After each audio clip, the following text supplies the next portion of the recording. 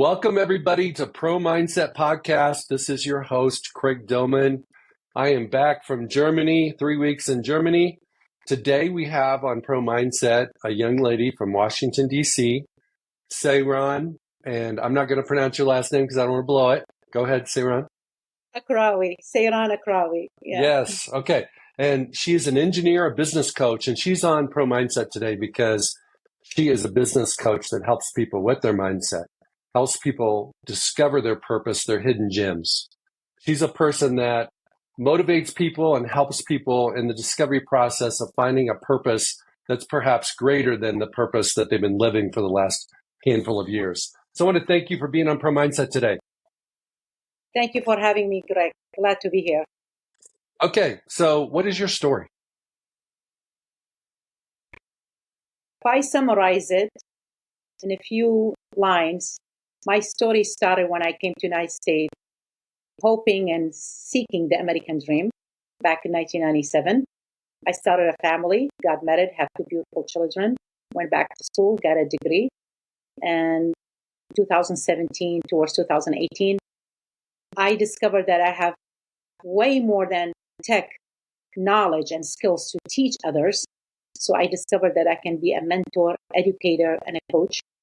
And I did not finish my doctoral in engineering because I thought that I can make a better impact than being a doctoral in engineering, to be rather being a coach and a mentor and helping others to fulfill their life and achieve their best self. Okay, so you mentioned the American dream. Where did you come from? North of Iraq. Okay, so north of Iraq. What does the American dream mean when you come from the Middle East? What is the perspective of people there when they see America and they see the opportunity and perhaps they want to move here? What are they attracted to and what are they thinking they're going to get that perhaps they don't get in their homeland?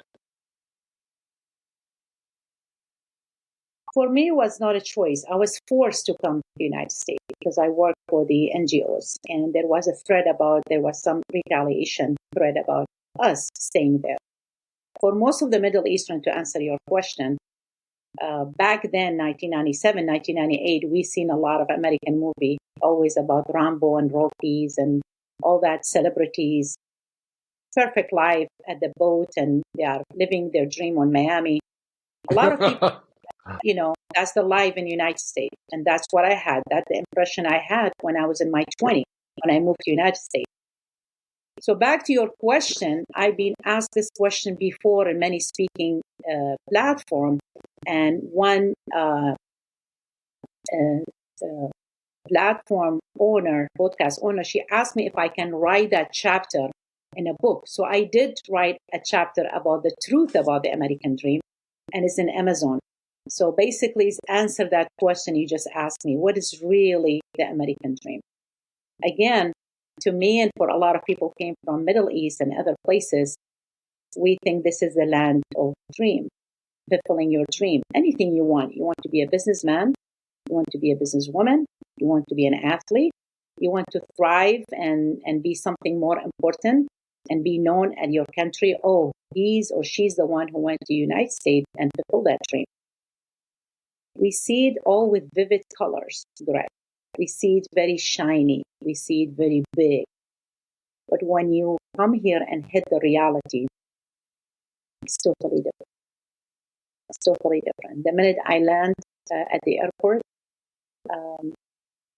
I know this is what I did. I embraced the unknown. Everything was unknown to me. The culture, the language.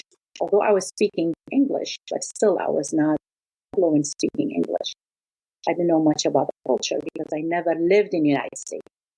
So when you hit the reality, you hit a lot of other facts, right? How to find a job, how to feel safe, how to find a community, how to continue doing the stuff that you used to do it in your country, which is add, joy to your life. So the American dream was different. My impression coming to US is totally different when I see it now, being here for 27 years. Okay, so now I'm going to go into what is the biggest difference So the American dream was Hollywood, movie stars, riches, fame, beaches, all those types of things that are in movies. In your 27 years in being our country, what is the biggest slap in the face that is not the American dream that you thought it was? I think the biggest difference between here and anywhere else, you can be anything you want. You have all the resources and the freedom, but in a good freedom, choosing the right choices. That doesn't mean if you have the freedom to do illegal stuff and practice that doesn't add value to you, that you have the freedom to do it and test it. No. The biggest difference between here and when I come from my country, that's I know that the dream I have in my mind can be fulfilled here. If I really want to achieve it, I have the resources, I have the encouragement, I have the desire, I have the space, I have the platform to thrive. Not necessarily you have this in many countries, although now it's changed in Middle East. Now you see Dubai is getting close to how people live in New York. And a lot of business from the United States moving to Dubai because they are thriving there. But I'm talking back in my days when I came in 1997. It was not like that. It was limited resources. Women could not really thrive this way. So back then, the biggest difference for me, it was coming here and fulfill my dream. Okay. What does dream mean to you? A lot of people have dreams, children have dreams. And then the world, even the United States, beats you up about your dreams. And so you start thinking that's a dream for someone else. And you start shrinking your dreams. So when you're 7, you think you can be an astronaut. You think you can be anything. But when you're 17, you don't think about being everything. And then when you're 27, 37, 47, so on and so forth, they get smaller and smaller for most people.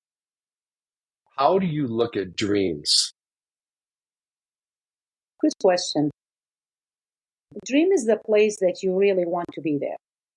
If I dream to be a good writer, it will still a dream if I don't really take action on it. So the dream, my specific dream to be a writer, is me taking action, a competent writer.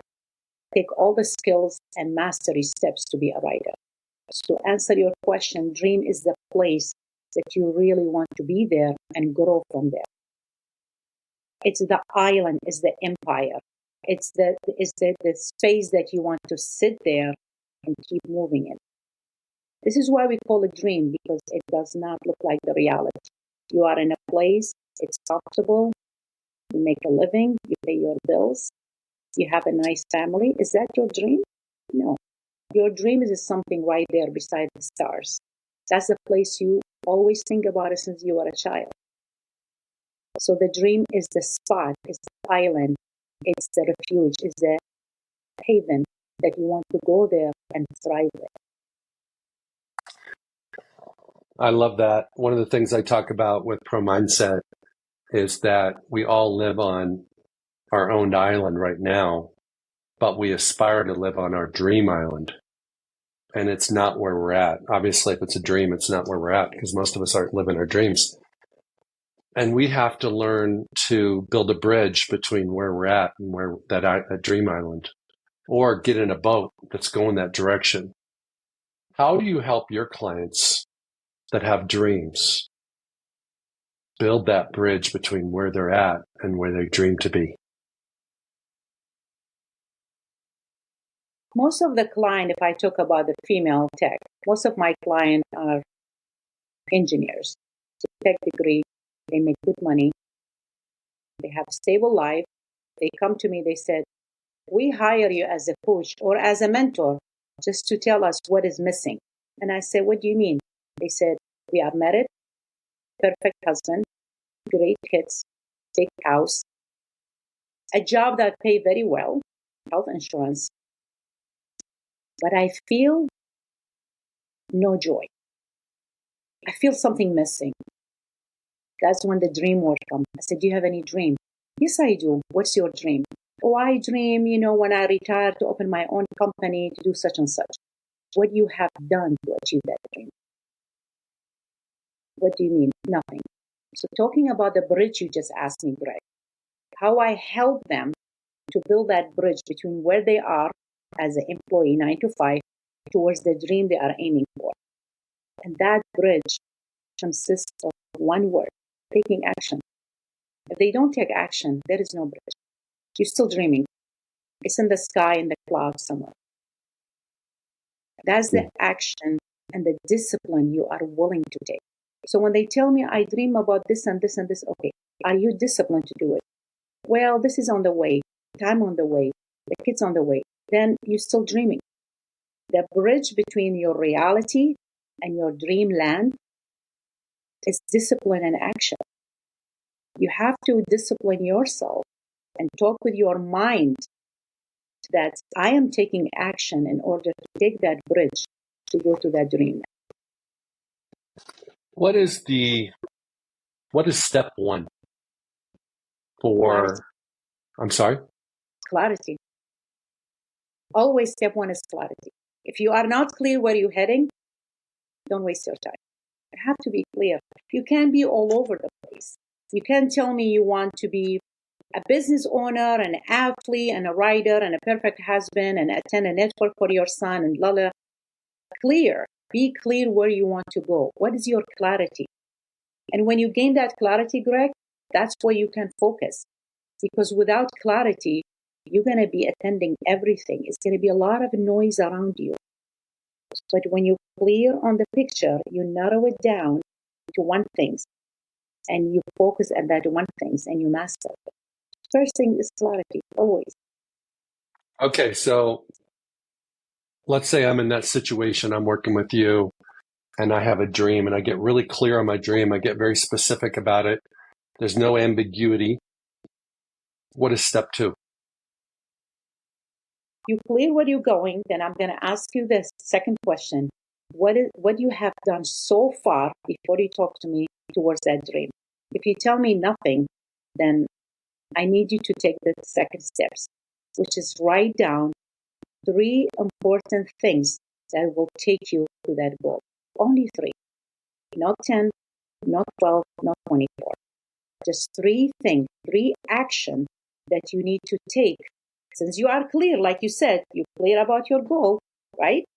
So the next action, it's writing 3 things that will take you to that dream, to that goal. And then is the step 3 to actually do those 3 things? Like, say those 3 things, 3 steps. Well, first one is clarity. Second Yeah. step is what have you done? What are the steps? What are the actions you need to take? What's the third step? Is it to actually do those things? Yes, take action. You make sure your mindset are ready to take the first action. Is your mindset really, or you still thinking about something here and there? No. What is your mindset telling you?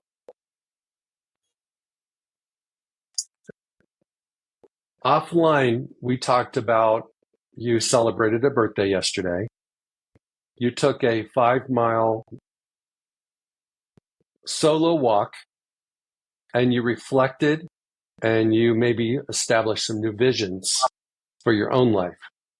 What do you have the most gratitude about in your life? And what are you most excited about in your future?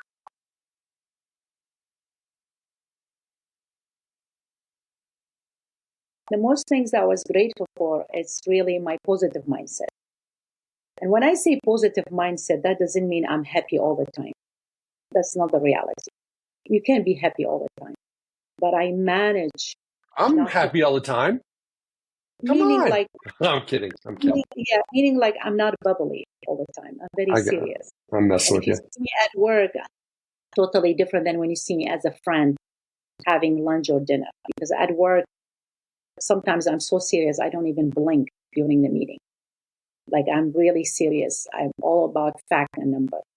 But what I was grateful for yesterday when I was doing the walk, it was just being grateful about my mindset being able to not control, you can control 100%, but I manage my emotion in a way not to stay in parking if the day didn't go well with me. And I'll give you an example. If I was planning yesterday on my birthday to have this celebration, go to the spa, have a haircut, do such and such, and things went different way. The haircut didn't happen, the spa canceled for whatever reason. My son got sick or my daughter got bit for a car accident. I will be upset, right? I'm a human being. I'm not a machine. I will be upset like, wow, I planned all these amazing things. And now look, my day ruined. But the things that I'm grateful for, that I manage my mindset in a way, I don't stay in that place for so long. I don't park. I don't park in that sad emotion. I talk to myself and I said, okay, it didn't go exactly the same I want. How can I change my mindset now to still be grateful that today is my birthday? So that's answering your first part of the question, saying when you walk, what you are grateful for most. I would say for my positive attitude, for me being able to make a day that didn't go well as planned is still going well and joyful. And How your do you, second, before you answer the second part of that question, please. how do you turn lemons into lemonade? How do you take a bad day and shift it into a positive day? By asking myself, what is this event trying to teach me? It's a bad event to make me upset. Someone was rude to me. Someone said something not appropriate on the social media, or my boss miscalculated my action. I stop and I ask myself, what this event trying to teach me here? Being patient, not to take it personal, which we all do. We take everything personal. I can be so negative going to Target and the cashier had a bad day and he answered me a certain way and I accusing him being racist. He's not even racist. He just had a bad day. He got a call from the doctor saying his son is very sick with some bad news. But we tend to take things personal. So this is how I turn my day or my emotion to something you asked from lemon to lemonade by asking myself, what is this event trying to teach me? Another thing that I think really helps, it's the same thing you're saying, is it's not happening to you, it's happening for you. And there's a lesson to be learned. And we don't know the burden that other people are carrying. So they could respond in a certain way to us. It has nothing to do with us. It has True. everything to do with something else. And we just happen to be in their space for a moment and we feel that negative energy and we think it's about us. And it isn't about us. It's about them. True. Totally. Yes. Yes. And we Okay. face that every day, Greg. We face it every day. At work, at business, with family, with kids, with partner. Sometimes it has nothing to do with you. You just have to have that mindset to read the event correctly and saying, is this really mean me or does it have a bigger picture? You just need to ask your question. Again, putting a responsibility on you, not to blame others and keep whining and blaming. Put it back to yourself saying, does this really mean me? I don't think so. Okay, let's go back to part 2 of that question, which was on your birthday walk yesterday, you had visions of your future. What was one of the most exciting visions you have for your future? It's funny you're asking me this because I haven't even shared it with my husband. Oh my goodness. Well, invite him in the room. Invite him in the room. Might as well tell us both at the same time. Okay. It's not one thing, but the most important things that I'm excited about in future, that's my ability to put noise in everything. I'm no to distraction. Nothing will distract me anymore. Now I have the skills and tools. And it's embarrassing that I didn't have it earlier, being an engineer, being a tech person, 1+1 = 2. I tend to always be at, people serving their time, killing the time, venting. But now I know when the distraction coming close to me, I know how to cut the noise. So that's the most things I'm excited about, because this is how I know I'm going to achieve more, by not listening to the noise. Walk me through the skills and tools that you utilize to block the distractions. I think one of the things about Pro Mindset is the ability to block distractions, to Yes. be fully present in the moment, because both of us right now could be thinking about other things besides this podcast interview, and we wouldn't really be fully present. I might not ask you the best questions. You may not give me the best answers. We might not have the best discussion because we're really not here. But if we can both embody the moment, block out what we have to do after this, block out the stresses and the life, just the life stuff we have to do when we're finished, we can truly be here. So what are your skills and tools that you use when you need to block out distractions so you can be your best? One thing I do this technique when I attend networking, to answer your question about how I cut that noise and the distraction. If I attend that network, I'm fully present at that network. If I find out that network is wasting time and energy and is not adding anything to me, I'm not learning anything, and I'm not even also able to add anything to the network platform, I'll just leave. I cut the noise from the roots. I just cut it right there. I'm not going to stay there because my friend told me to stay, taking an Instagram picture, and they are offering a nice dinner. That's all can be replaced in a better option. This is how I cut the noise and I cut the distraction. I said, you know what? Thank you for inviting me. I think this is not the perfect match. I don't see any, collaboration happening here. I rather just to excuse myself and leave. So that's what I do. I cut it from very beginning instead of dragging it behind me. Excuse me, and saying, why is taking so long?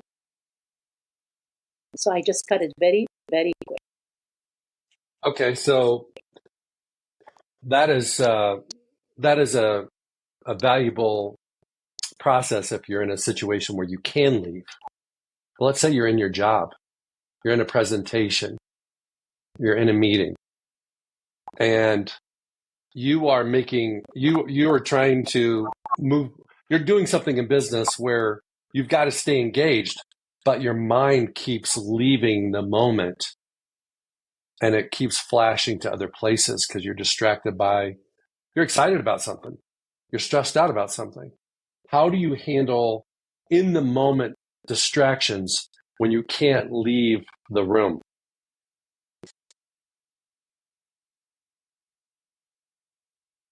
Like you said, at work, and I'm in the room full of, let's say, 30 tech engineers. They are sitting. We listen to each other. It's a meeting. It's a mandatory place that I need to sit. How can I stay present? By me telling myself, hey, ego, sit down. This is not about you. Take 5 minutes, deep breath, refresh my mindset, and tell my egos, okay, it's not all about me. The event is not about me. It's about others. I'm not the center of the universe. I'm just part of this community. I'm part of this work meeting. I cut the noise by, if I'm not able to leave the room, I can tell the people, or tell my boss, oh, I'm going for a walk because I can't be with you right now. That's not even appropriate, right? I'm in the meeting. But I can stay in the place, in the room, but go for the walk in my mind. Being quiet for 5 minutes and walk in my mind. So I do the walk in my mind. I'm still in the room physically, right? I'm not leaving the room. That's rude. But I'm walking in my mind. I'm resetting my mind. I'm saying it's not about me. Ego, sleep. reset, all I need 5 minutes, maybe less than 5 minutes. And it's happened. I'm not lying to you. At work, many times happen. You get so upset, you just want to leave the room. Like, what is this? This doesn't serve me, right? This is all noise. We are meeting to meet again. We are scheduling a meeting to meet another time. Then why are you not solving the problem now? It's all wasting time and energy. But like you said, sometimes at work, you can't do that. But you can escape in your mind. Do the escape in your mind if you are not escaping physically from the. Okay, so you just talked about a mind reset. And I think it's very valuable for people, especially performers and engineers, athletes, actors, lawyers, bankers, everybody that has a career. They get into situations where they've got to reset their mind in the middle of the moment, middle of the meeting, middle of the presentation, middle of the game, middle of the interaction with the potential client. One of the things that I've done through Pro Mindset is help people create a performance bubble that they step into this mental space before they get in the meeting, get on the field, get on the court, that protects them from all the distractions and only allows in what they want to let in. And then it has an escape hatch, because even though you can create one of these beforehand, you have this thought, oh, I forgot to do blank. I need to call so-and-so. And your brain's not there. So you've got to like put it in your phone notes, put it in your to-do list, whatever, your calendar, whatever it might be. And then you're back in the moment, because that's no longer a distraction, because you've made a note to deal with it later. For athletes, it's hypercritical that they have the ability to do a mental reset, because the game doesn't always go the way they were hoping the game would go. Well said, Greg. You said something very profound. You said, allow what is really need to go inside them. It's again back to you. You allowing what should affect you, and what is the rest is noise. You allow the productive critic as an athlete to get into you, then the rest it's all negative, toxic. For athlete, I relate, because I was a swimming coach back in Iraq. I was a professional swimmer in my 20s, and I was not the best in the beginning. And when my coach was telling me how to be a better swimmer, there was other telling me, you cannot be a good swimmer. No, I'm 5'3". I'm not that tall. I do have a wide shoulder, but I don't have all the skills that make me a best swimmer. But what I did, I went back to your point. You said, I allow the productive critic or the notes from my coach to get to me, because that's what is taking me to different level. The rest is noise. The rest is all noise and distraction. Being an athlete, I'm sure you know that it's not an overnight thing. You're not going to be the Olympic athlete in a couple of years. It's a long journey. It's add up. It's a compiled effort and action you do along the way. That's make you a good athlete. So back to you said, yeah, you have to be in a position and a mindset. When you receive feedback, what you are allowing to get to you? What is affecting your mindset? Is it positive? Is it serving you? Does it take you to a different level of the game?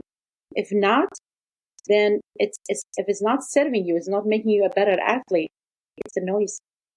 You just need to brush it off and start over and reset your mind for your better performance. Agree. Okay, I'm going to bounce around on you. Let's go back to when you're coaching people to find their hidden talents and maybe their suppressed dreams, maybe their real purpose on this planet isn't their job. It's something else. How do you help people get that? Let's go back to step one. It's clarity. How do you help people find their dreams when they've buried them so deep they can't remember them? So they can't get clear on them because they don't even know what they are. Good question. So when the client comes, not all the time they are clear what they really want. Going back to the tech women I told you, I think the earlier, when they were asking me a question, they have a job, pay well, their financial is perfect, kids as well, husband is, everything's perfect. But when I asked them, then why are you hiring me as a coach, as a business coach? Well, we take the week, day by day, we go to work, we come back, there is no sense of purpose. There is no. So they have the job, they have the expenses, they have the accessories, but they don't have that sense of belonging. They feel they have no value. They are not adding anything. They are not contributing on the society or the community. And I ask them, okay, do you have any hobby? Do you have any hidden talent? Are you an athlete? Are you into sport? No. Are you into writing? I never write it. I never read a book. Are you into movie entertainment? No. Do you cook? No. Do you paint? No. Okay. What you have done in the childhood, when you were a teenager or when you were a child, what was one thing that you really loved to do for hours? No one is watching and you're doing it so well. You didn't even feel the time. You didn't feel the effort. And they start thinking, oh, I guess, yeah, I had that talent. I used to do things by hand, knitting and stuff by hand. Okay, what's happened to it? Well, I went to college. I studied engineering. I got busy. I got married. I got pregnant. That talent is done. Like you said, it's buried. They buried because of the life event. You still have it. There is no hidden gem die. Never. You might have it buried for 30 years. You still have it. It's a matter for you to gain the clarity, be open to your coach and mentor, and say, you know what?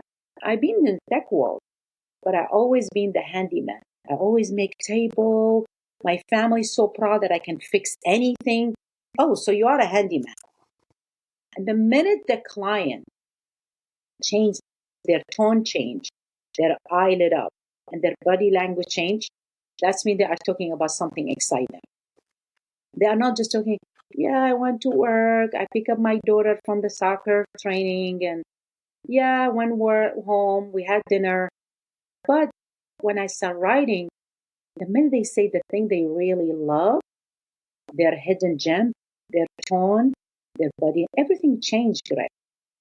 And I stopped them right there. I said, stop right there. What did you just say? Oh, I just write. No, it's nothing. It's nothing. It's not.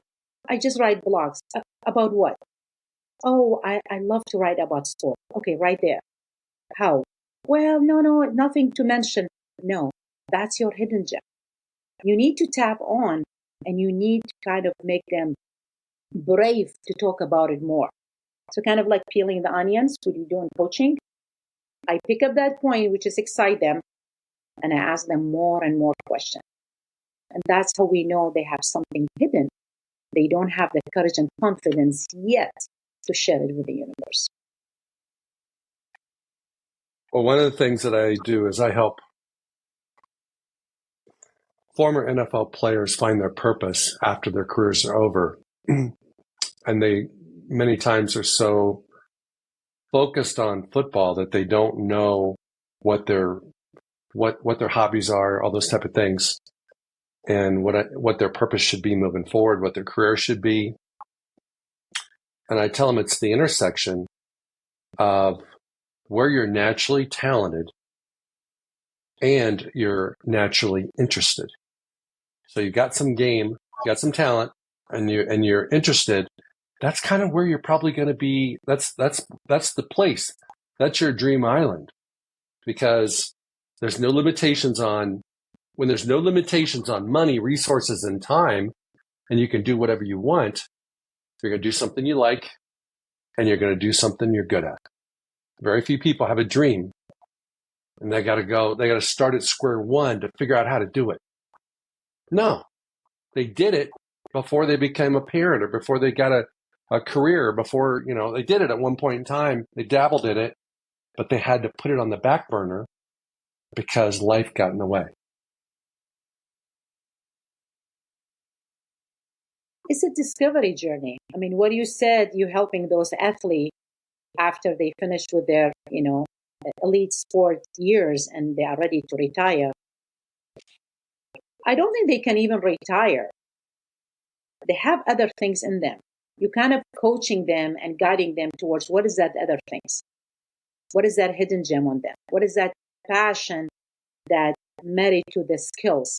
Because you need both. You can't just be passionate about something and thrive. You need to earn the skills. You need that skills to make that passion something that bring you money as well. Because we can't just dream, oh, you are this and that, and just dream about it. Okay, we need the money to pay our bills. I'm passionate about it, but how can I make that passion? How can I make it work for me? And I work for that passion. So it's the skills and the action that, again, you do towards that passion. And going back to what you do with the athlete, I'm a coach for SBT, stand beside them, for the veteran. And they are veteran, they, finish their term and time and coming back, kind of guiding them how to go back to the civil life. It's totally different than being on, being a veteran overseas and coming back and facing all those rules and regulation and ethic and AI and change in technology. It's a long journey, but they have something in them. It's, as a coach, my responsibility is to discover and helping them, guiding them towards bringing that talent, polish it very well, and make it a job so they can master and make money out of it. Monetize their passion. You can monetize your passion. Yes. Yeah, I'm sorry. I missed the word. Yeah. So that, I think I use it in my Instagram, monetize your talent. I think something like that. Yeah. You have the talent, but how you can monetize it? Because I can tell client, oh, you love painting? Good. Keep painting. Okay. But she had kids. She had bills. She had liability. She had obligation towards her mom or her in-laws. She's taking care of elderly. I can't just tell her paint and stay in the garden and just paint. How can she make that skill something that bring her money? Absolutely. You also specialize in leadership development. How do you help people develop their leadership? I always have the same answer. Be yourself. You be the role model. You can be a leader if you are not a role model. I am older than my team. They are younger than me. I cannot tell them to do something in order to be a leader if the leader himself or herself are missing that character. Meaning, if you are not a role model, how are you expecting your team to do better? You need work yourself. How your team will learn from you. Same thing with parenting. I don't preach my kids. I have 2 kids in college, 20 and 22. I always tell them this. When I advise you or I talk to you, I don't want you to believe me, or I don't want you to follow me or not believe in me. I want one thing from you. Think about it. Go to your room and think about what I just said. And most of the time, they do the right choices. And when I asked my daughter why, she said, Mom, it's obvious because I see what you're doing. You are like a role model to me. I cannot do bad things because it's kind of like it's not going to work. She's doing it in her midlife. I cannot do it in my 20s. Same thing back to the leader. If you are a leader in a team and you're expecting the guys who's 20 years younger than you to be mindset positive, disciplined, team player, work hard, all the thing you are preaching to them, and they look at you like, Greg, you have to really master it yourself first in order to make your team follow you. So to answer your question, that's what makes you a good leader, by being competent, by mastering the skills that you are teaching others. That's what makes you a good leader. I would add one thing to that. I have a son that plays quarterback, and when you play quarterback, you have to be a good leader. And I give him ideas and feedback from time to time. And he always challenges me and says, hey, Dad, I just got to be me. And I think that to be a great leader, you just have to be you. You have to trust that God created you for this purpose, for this opportunity, for this leadership role. And if you're trying to be somebody else, you're going to come off as a fraud and nobody's going to follow you. Totally. Yeah. Well said. Right? Because if you are not you, you are losing your soul. We all made differently. Like you said, God brought us here to be different aspects of human, helping each others. But if you are not you, you're losing the soul. There is no authenticity here. You can be really real to others. I want to circle back to your kids and parenting. I think one of the things that I've ventured into the last handful of years is the role of being a consultant and a mentor. I started out as a protector, and then I graduated into being a coach. But the kids at certain points don't want a coach. They just want a consultant. And so I think it's really important as a parent, if you're a parent out there, to listen to your kids on when that transition takes place, because coaches push, mentors pull. And when you're coaching your kids and pushing your kids when they don't want to be pushed, all you're going to do is push them away. Where if you're pulling them and mentoring them and consulting for them, you're going, hey, you can do whatever you want. You know, this has worked for some people. This didn't really work very well for some people, but it's your life. You get to decide your path. They're going to stay close to you, and you're going to stay in relationship compared to pushing them away. Totally. What you're doing, you're building the immune system in the house. You can't control what is out there. You can't control the street. You can't control what's happening when they go out with their friends. But if you build a strong immune system, which consists of support and love, they will always come back to you. I tell my both kids, I'm not expecting you to have zero mistake or zero disappointment with me. You are growing. I mean, you are not baby anymore. I can take you to Chuck E. Cheese and expecting you to be happy. You are in college. You have pressure. You have a lot of expectation from outside and from us. But I want you to know that this house is full of love and support. Anytime you make a mistake, as long as you trust me that I can be a source of support, you are always welcome back. There is a lot of love here. You are not only protected. I like to use, this is why the protection, there's certain words annoy kids. This is why when you said, oh, I'm a friend with my kids, I don't like that sentence. Right? You can't be a friend with your kids. It has to have some sense of authority here. I'm their mom. I'm not their friend. They trust me, but I'm not their friend. We can't change the rule here. You are a parent. I give birth to them. They are a piece of me. I'm not their friend. Friend, they don't deliver you. Friend are friend. I'm their mom. Different role. Different attention. Well said. Well said. Well, is there anything that you would like to add today that we didn't talk about that you would like to share with our audience? I think one thing I just, for the sake of the, bringing more clarity and focus to the audience is when people tend to be,